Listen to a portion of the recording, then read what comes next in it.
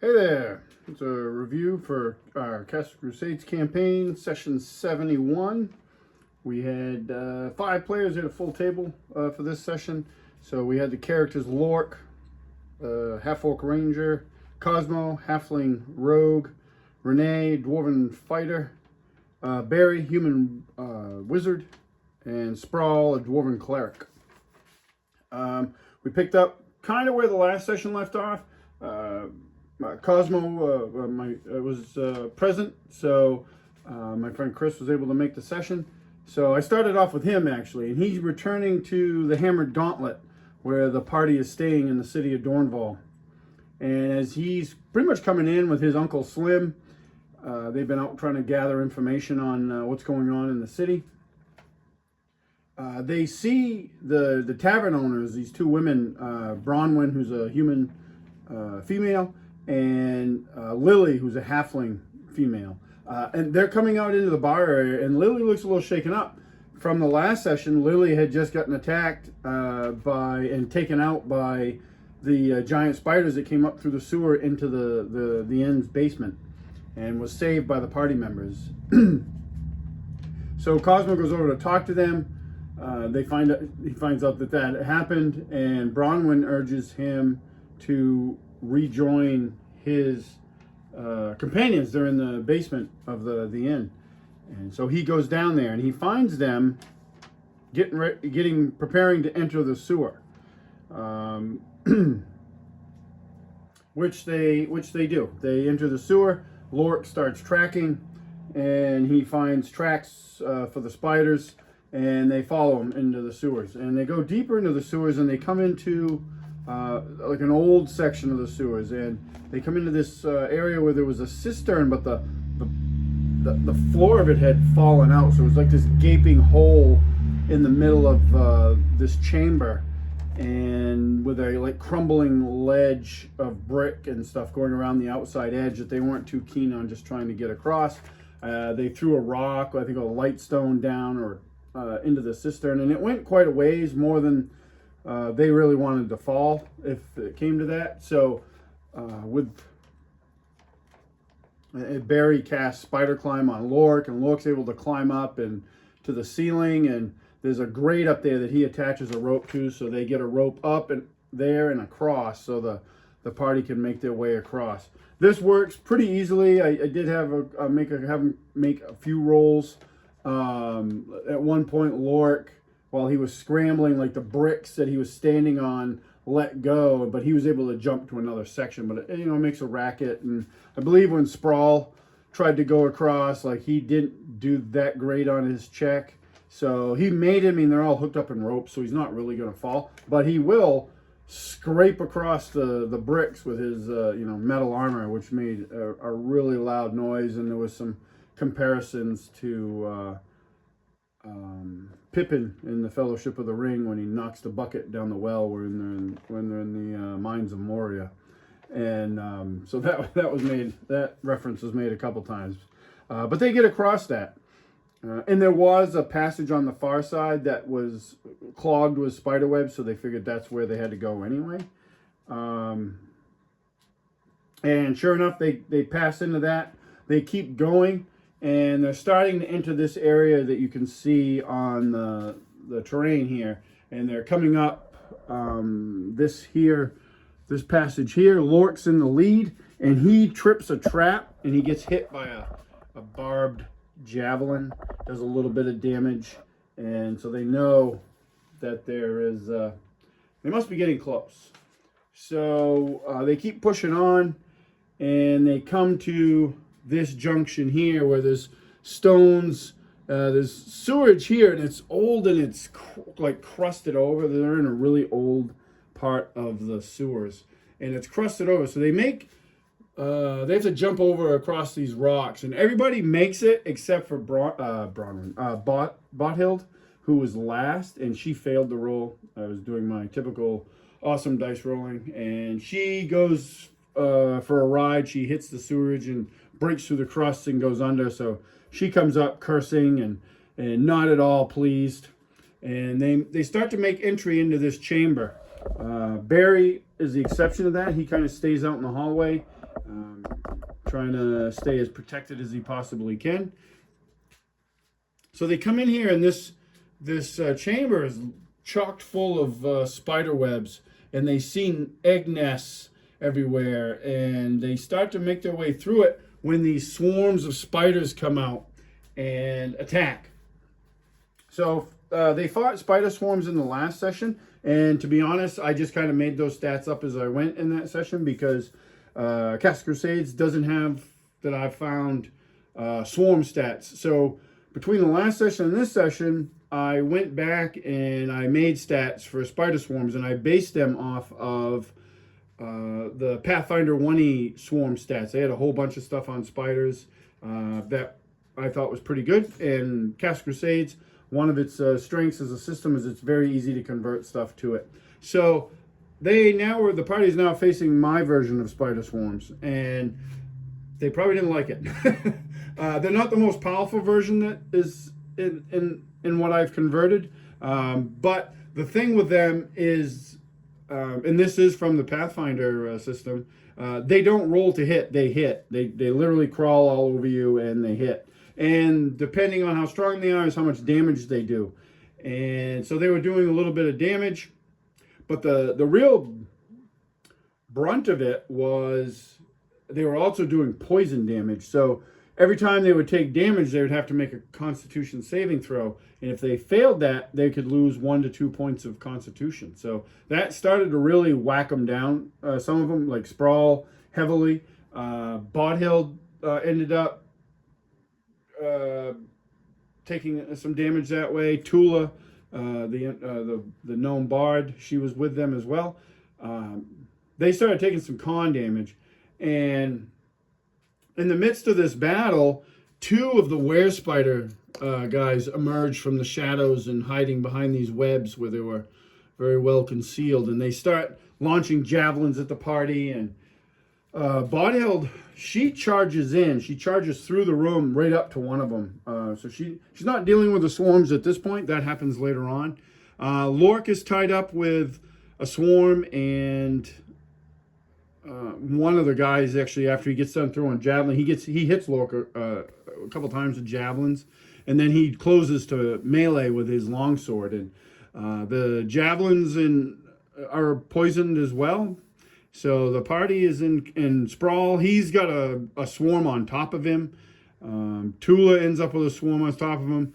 Renee is trying to help out. We had an interesting moment with Renee where he was attacking and he rolled a fumble. And for the result, it was like break weapon.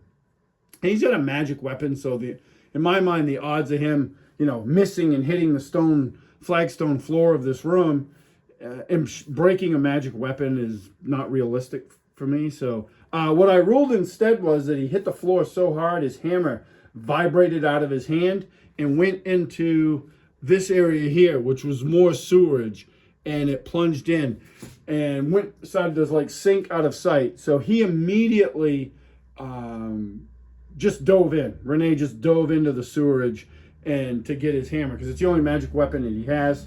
So he definitely does not want to lose it. His armor is magical, and it allows him to breathe underwater, which I ruled would work in the sewerage. He's not going to suffocate. It is going to be miserable, but he's not going to suffocate. So he dives in. So he's out of it for a couple rounds because he's looking for his hammer. He can't see while he's down there. He's totally blind. But he's swimming through filth trying to find his hammer. So he's kind of out of the combat for a few rounds. The rest of the party is trying to deal with these swarms. And it's difficult, and I won't get into why, because my players watch these videos, some of them do, and spoiler alert, they'll probably see swarms again dealing with the spiders, so I won't go into what they can do too much. But they were very challenging, more challenging than I actually thought they were going to be, so it worked out really nice. Lork is able to, he kills one of the were spiders in true Lork fashion. He lops his head off. He actually switched to his battle axe, which in previous sessions, he had paid the money to have silvered. So he has, and his hand axe. So both of those are silvered. And he's wielding those now. And he's doing a lot of damage, he notices, to the were spiders. They're vulnerable to silver. So he's working his way, and he's trying to work his way around to help Bodhild, who's going toe-to-toe with a were spider. And they're just going back and forth. Bothild is doing a good job, but she's also taking a lot of damage. She's tough, hit point wise. Like I rolled the hit points for her, just like the players roll the hit points for their characters, and we have a method for that. And it's probably a generous method, but I like it. And I do the same thing for her, and I rolled really well. And so she has a lot of hit points, but her armor class is very low, like for a frontline fighter. Like it's probably, I think it's the same as Barry's, so it's not impressive at all. So she gets hit a lot. And in Castle Crusades, barbarians don't have like damage reduction or anything like that, like they do in some of the D&D editions. So she soaks up damage. So they're battling. Barry had launched in a spell, and then the battle took I think an unexpected turn for the party. The player's turn came around, and it gets to be Barry's turn, and my buddy Dave's, I know he's prepping a spell, getting ready to cast, and he's like, I'm going to cast this. I'm like, hold on a second. And all of a sudden, I described to him that, and to the group, that his character, Barry, starts feeling, he collapses with a scream and is in mortal agony. And the only people close to him are like Tula and Sprawl. And they look over and they see Barry, he's like hunched over on the ground, crying out in pain. And they see his arms and legs and his bones just like all of a sudden becoming disjointed and extending and growing, and his fingers are stretching and bursting from his skin. From the end of his fingers are like claws, and he turns into a werewolf right in front of them. And I think I don't know, like in my mind, I think because they fought werewolves several sessions ago, and what had happened with that is I rolled the saves to see, in CNC only humans are susceptible to lycanthropy, which I'm not sure if I really like that rule, but that's how I kept it, and that's what we're doing.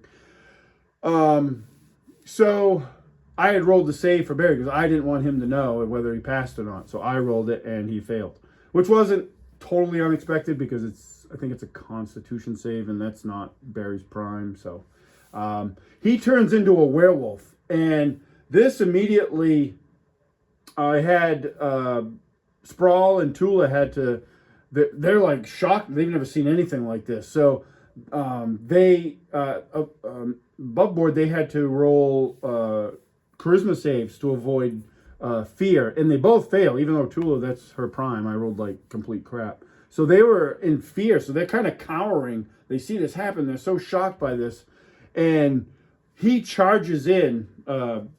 Now werewolf Barry, and at that point Dave lost control of his character. He was no longer in control of his character, so he was now this is actually a Skyrim miniature from Modiphius.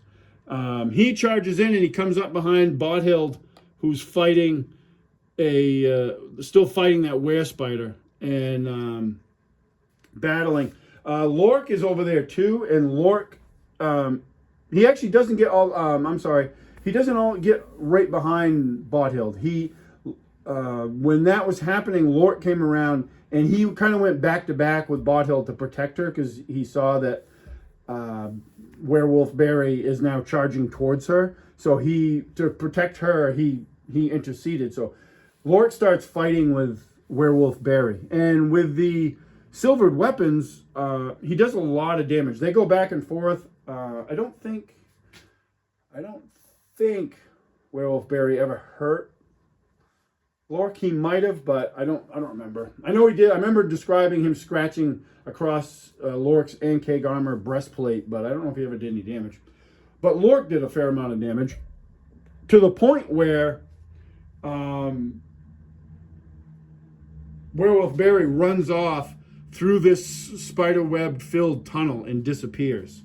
Meanwhile, the rest of the party is still trying to deal with these swarms. The Lork ends up getting, I think, the killing blow on the second were spider, so they don't have to worry about the were spiders anymore. They're just dealing with the swarms.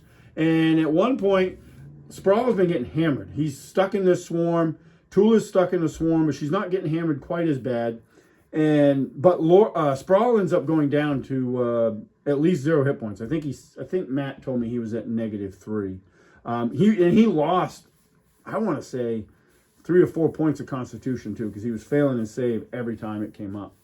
So Bodhill ran over to help. You know, they kind of have a thing. So any of the party members would have run over to help, but they run over. When she runs over to help, she gets covered in a swarm. So it's a mess. She ends up going down. And I did leave out one point. I don't want to leave out his shining moment.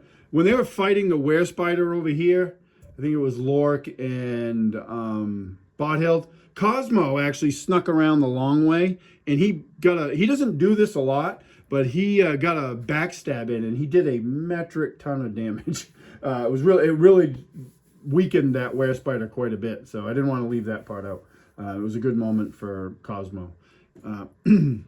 But they're fighting to try to get these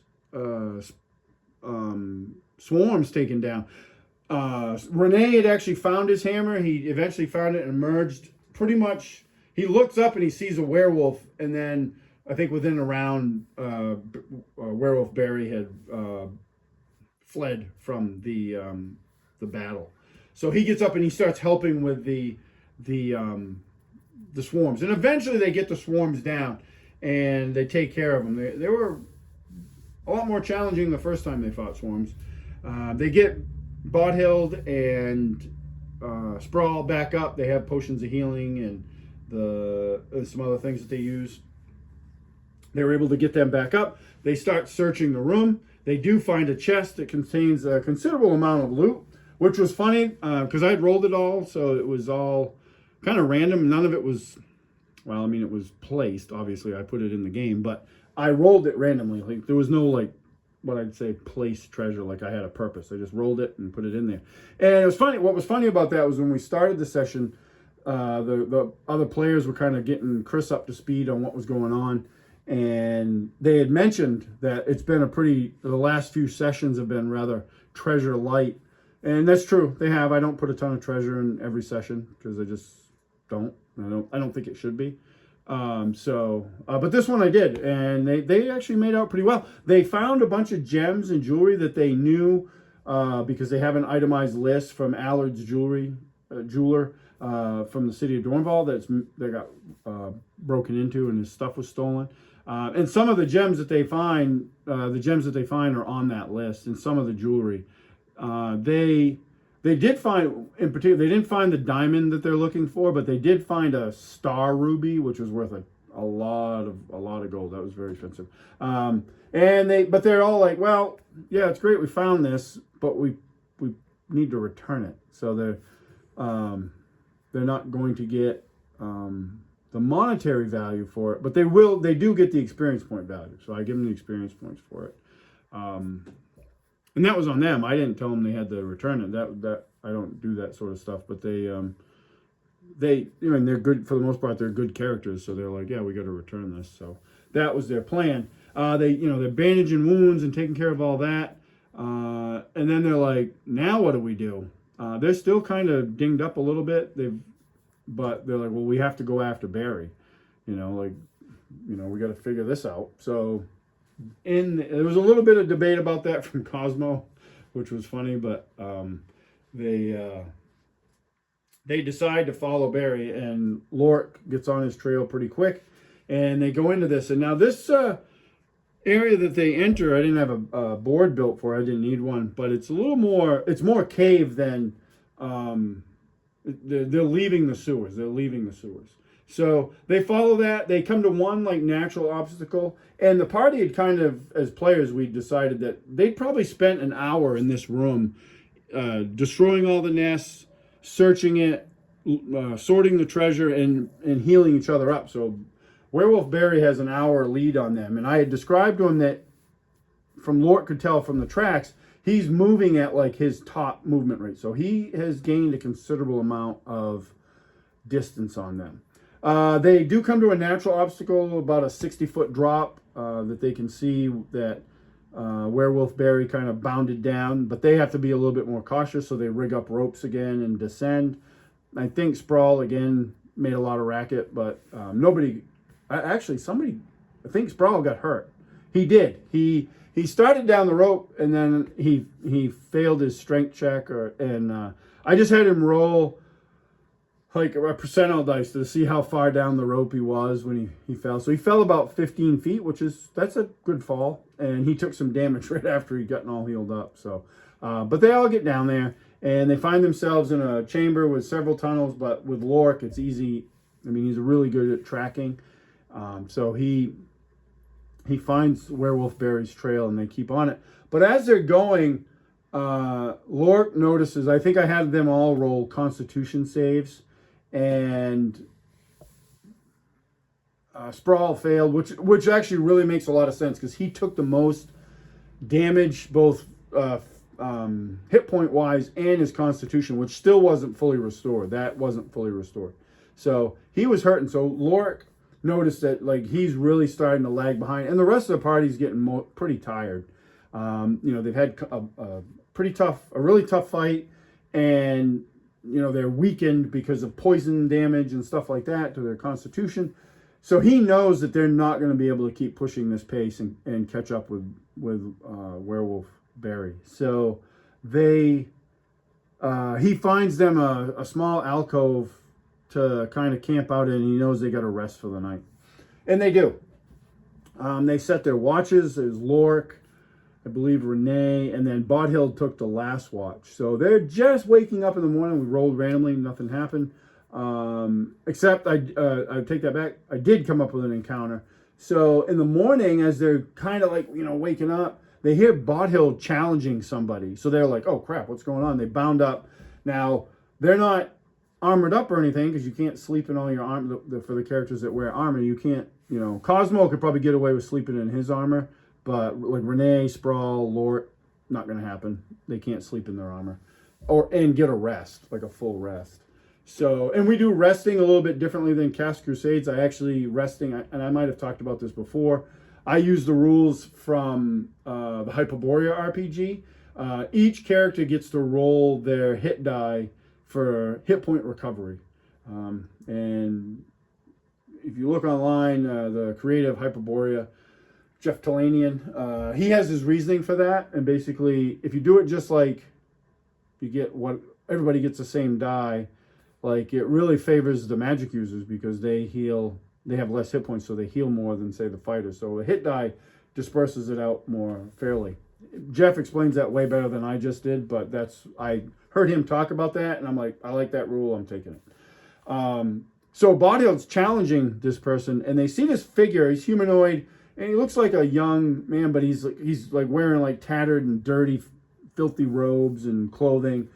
He's got a hooked spear, and she challenges him, and as the rest of the party comes up online, he offers no resistance, and he starts talking to them, and they can tell that he's like, they catch glimpses of him, like his hand has like almost like, I kind of described it as scales, but it wasn't really like he was a lizard. It's like he's got some sort of skin affliction type thing, and he's super dirty, and he tells them, long and short, they start talking to him, and he's kind of hesitant at first because it's apparent that he's afraid of them.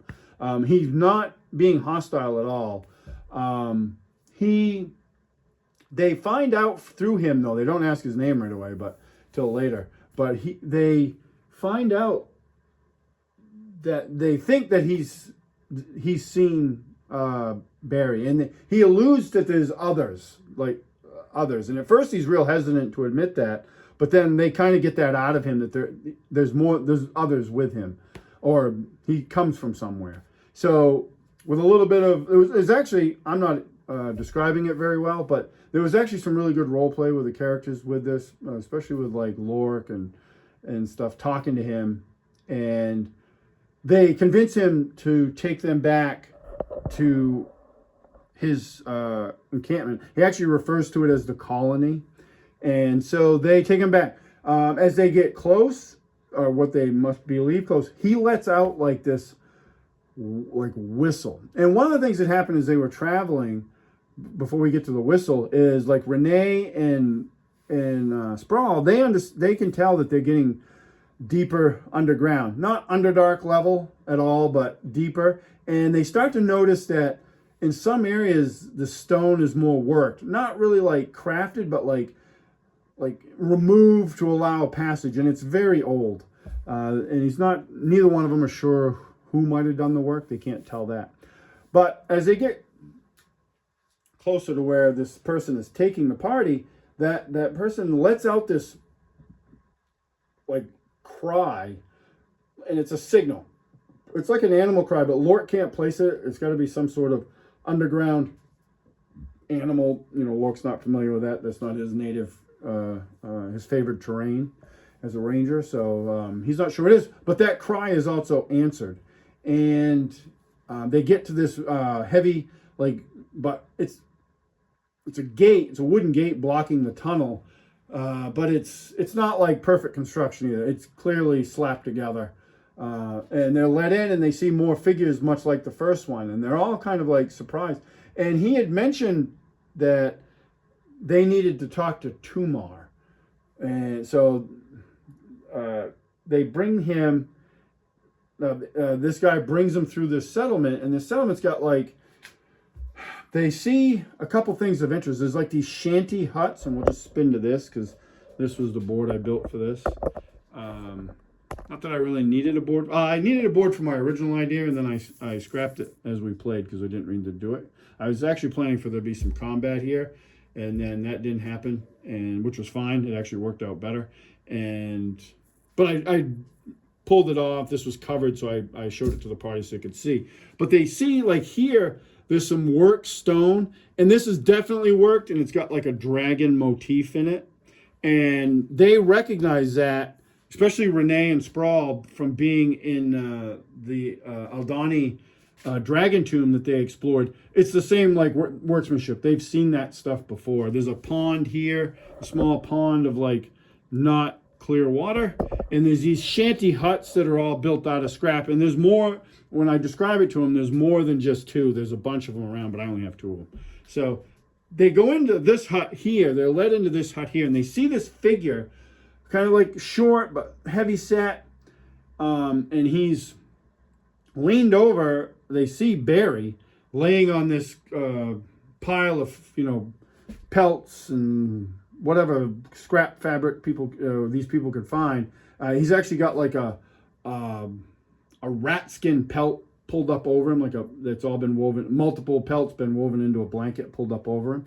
And they, and he's in a real fevered sweat. And this creature seems to be tending him. So they talk to him, and he turns around and looks at him. They're kind of startled. I have a picture of him. Maybe I'll post it. I found it on the interwebs. And he's got these he's got one eye that's milky white. But the big thing with him is he has mouse or rodent-like features for his face. Not full though, because one ear is normal and the other ear looks like a mouse. And his nose is mounted. He's got needle-like teeth. So they're holy crap, what is this? His hands, he's got one hand that's all gnarled up, but it's got they're animal claw, like a rat claw almost, stretched out. So they're what the heck is this? And they start talking to him, and this is Tumar, the elder.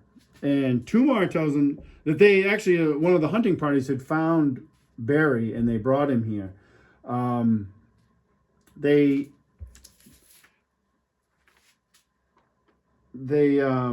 question him a little bit, and they look around, and they realize, because they're trying to say, what were they doing? Were they doing anything to him?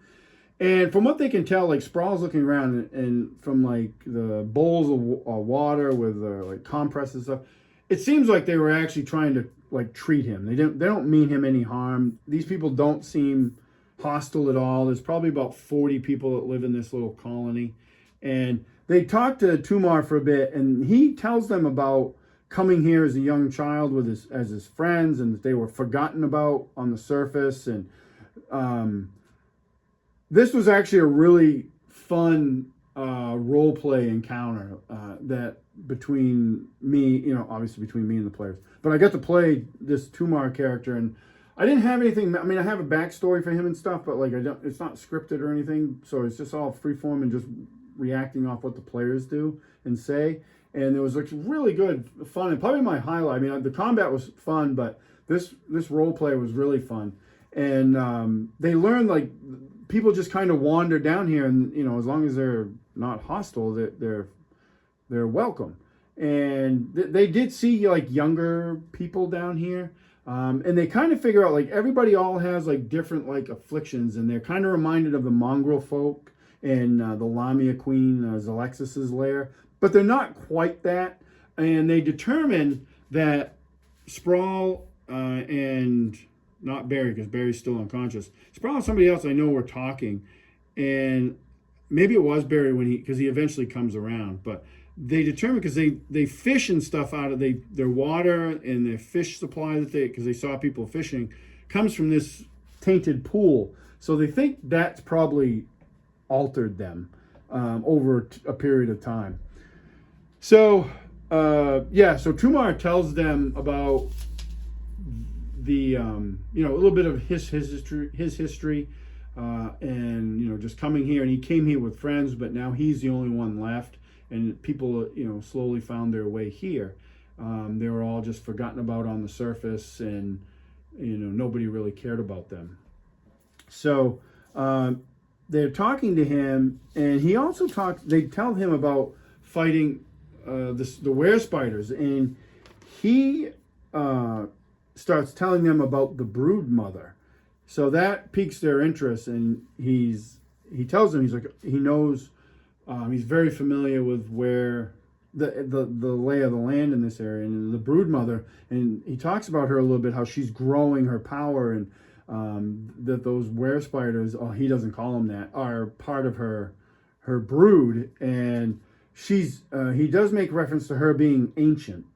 So they're like, oh great, we're going to deal with this. Meanwhile, while all this is going on, Renee had actually stepped outside the shanty to kind of keep it, because they're still nervous at that point about whether these guys are friendly or not, and later on they really determined that they were. But Tumar, to get back to that, we'll get to Renee in a second, he offers to lead them back. They ask him, like Laura asked him, like, do you know how to get back to the surface? And he's like, yes, I know a route, and I will show you how to get there. So while Renee is outside, he's admiring this, the carvings and stuff, these dragon carvings, and he notices these statues. At first, he didn't really see them, but he sees like the wings, like he's standing here, and then he just catches them. So he goes around, takes a look, and he sees two dragon statues, but more importantly, he sees this side, a dragon door, which they've seen before.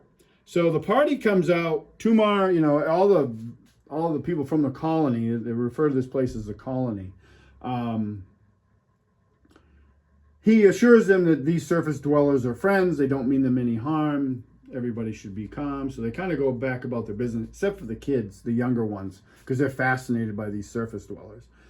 But Renee points out all of this Aldani is the entrance to an Aldani dragon tomb. And they asked Tumar about it. He's like, no, we don't have, we can't get in there. We've never been able to get in there. And they asked if anybody had come here, and he's like, no, I've been here for decades. Nobody's come here. So they ponder the paladin that they met many, many sessions ago was looking to hire a party because he had a key to a dragon tomb, and they're pondering. I was like, is this the dragon tomb he was talking about? So they don't know. They do know, they examine the door. Barry's, come around. They had to explain to him, because he had no recollection of what had happened, that he's a freaking werewolf. So he's like, that's great. But they examine the door and stuff, and they determine that the key that they have, which they don't have with them, the dragon key that they do have, won't work on that door. They're pretty certain that it won't. They'll need a different key. So they know the location of a dragon tomb. They end up, Tumar and the Milo, which was the name of the person from the colony they first met, they escort the party back to the surface. And before they get to the end of the tunnel that leads them to the surface, Tumar takes Milo aside and tells him, you can never come this way. You will not be welcome on the surface. It is not safe for you. They're very hesitant about the surface. What was and then they return. Then they realize when they get in the service, they're in the forest. They're in the Howling Wood, which is west of Dornval. Lork has spent a little bit of time there many sessions ago when he was adventuring with a different party, and for one session, and he's able to get them back to the city without any difficulty, and that's where we ended the session. My description wasn't as good as I would have liked, I will admit, but the role play between like Tumar and the party was like the highlight of the session for me. And then talking to like my son later, I got a lot of good feedback on that. Like he was really drawn into it, and he said to me, he's like, yeah, like when we were doing that, he's like, because he's talking about, the Tumar was given like a little bit of his history and stuff, and he's like, it really kind of like tugged at the old heartstrings, like thinking of, how this guy was treated and how he came to live where he lives. And they have made some arrangements. They're going to come back, and Lork had asked him if there was anything they needed, and Tumar said he misses books and tools. They don't really have, they have to make, they use like makeshift tools, like, whatever they can kind of cobble together. So Lork is, and I think he talked to Sprawl about, they're going to make sure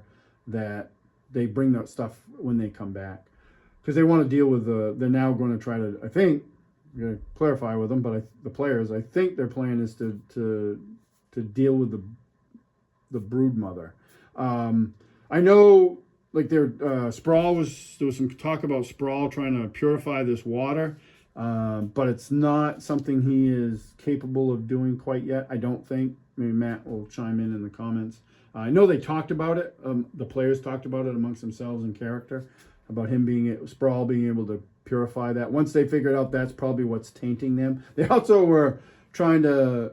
They also asked about if like how much of it Barry was given, and Tumar was like, oh, not much, because he was unconscious. But they were using it to try to cool him down, because he had this like burning fever, and he still, even when he was awake, was feeling really warm. But that was the session. This video went a little bit longer than I wanted. Sorry.